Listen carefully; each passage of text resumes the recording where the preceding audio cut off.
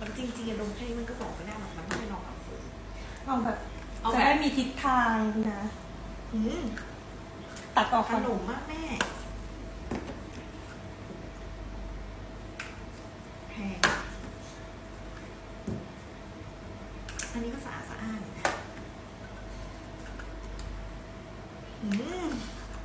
ขนมกำลังแยกประเภทอยู่ โอ้ยอันนี้มันกลิ่นเดิมอ่ะ อันนี้ห่างมาก่อนแต่อันนี้มันก็แอบแบบฟรุตตี้สองกลิ่นนี้เหมือนกัน